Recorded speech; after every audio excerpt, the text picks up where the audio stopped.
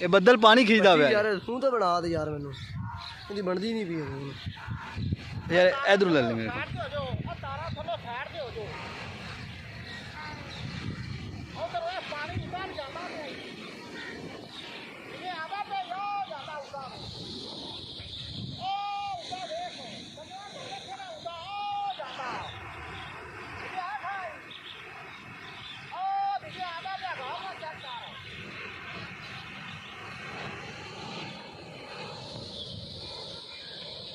यार वीडियो दे दे ਮੈਨੂੰ